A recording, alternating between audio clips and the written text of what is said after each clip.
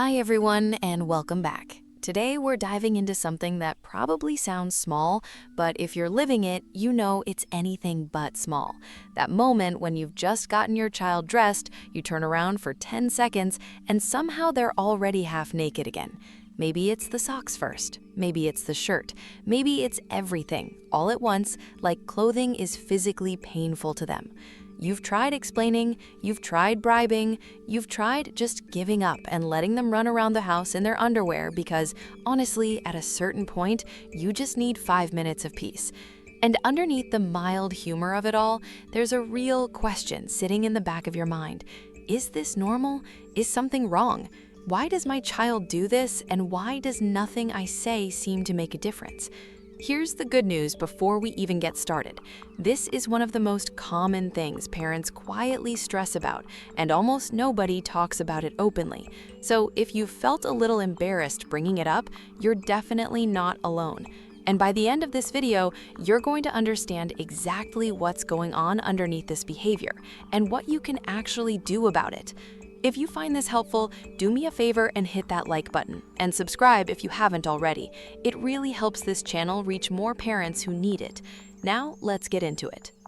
The first reason is purely sensory, and it's the one most parents don't think about first. Many young children are far more sensitive to texture, tightness, tags, seams, and temperature than adults realize.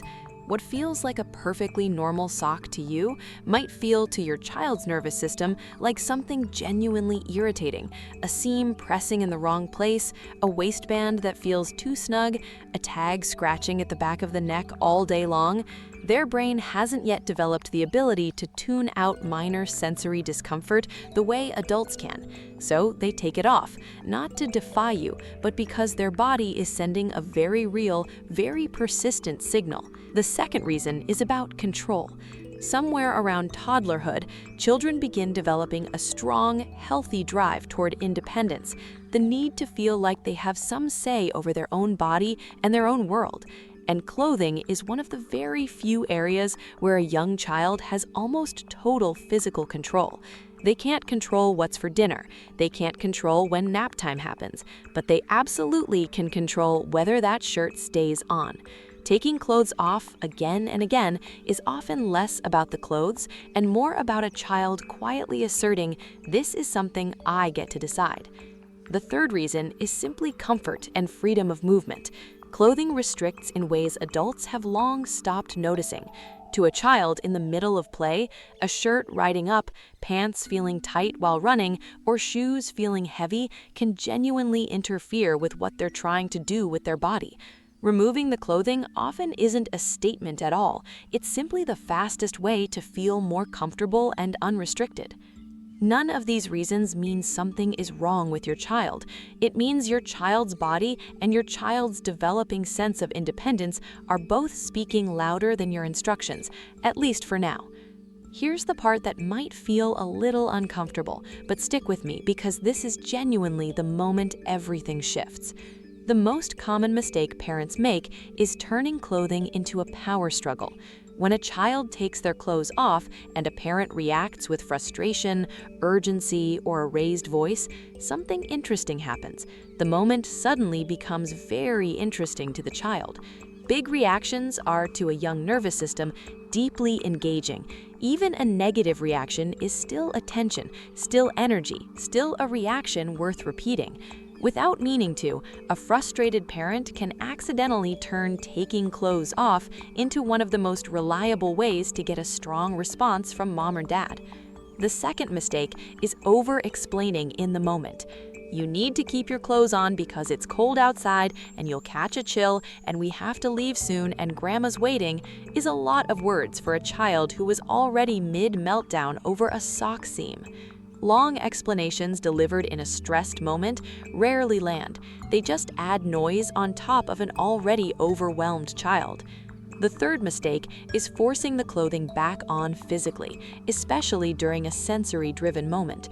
This often escalates things significantly because now the child isn't just dealing with the original discomfort, they're also dealing with feeling physically overpowered, which usually leads to bigger resistance, not less.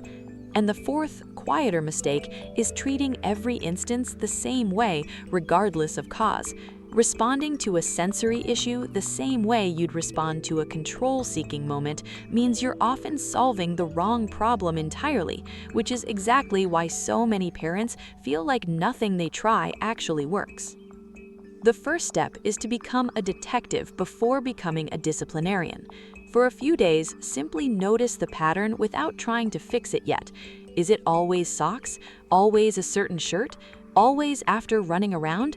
Always right before you need to leave the house? The pattern will usually tell you whether you're dealing with a sensory issue, a control issue, or a comfort issue, and each one needs a slightly different approach. If it looks sensory, the most effective fix is often simply changing the clothing itself. Seamless socks, tagless shirts, looser-fitting waistbands, and soft, well-worn fabrics can solve more of these moments than any conversation ever could. This isn't giving in, it's removing an unnecessary daily battle that was never really about behavior in the first place. If it looks like a control issue, the move is to hand over some genuine, low-stakes choice. Instead of "put your shirt on," try "do you want the blue shirt or the red shirt?" Both options end with a shirt on their body, but your child gets to feel the thing they're actually seeking, a sense of being in charge of something. This single shift resolves an enormous number of daily clothing battles because it meets the real underlying need instead of fighting against it.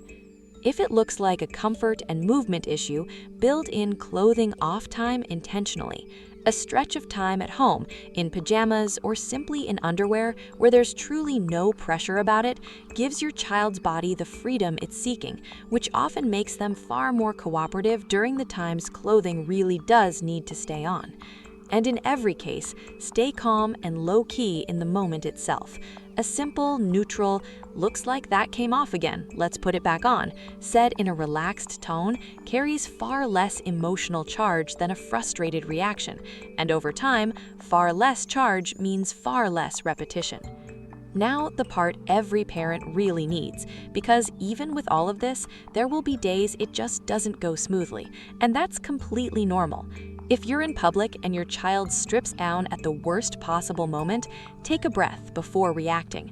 Public meltdowns over clothing feel enormous in the moment, but they're not a reflection of your parenting in front of strangers. They're just a child having a very normal, very loud moment of sensory or emotional overwhelm. Calmly redirect, offer the choice approach if there's time, or simply accept that you may need to finish the outing a little differently than planned. It will not matter in a week. If your child seems to be taking clothes off constantly, far beyond what feels typical, and it's paired with other strong sensory reactions, distress around certain foods, sounds, or textures, it's worth gently mentioning to your pediatrician or a child development specialist.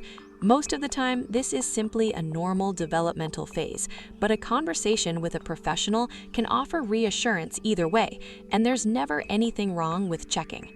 And if you find yourself losing patience and reacting in frustration anyway, that happens, and it doesn't undo the progress you're making. You can always reset.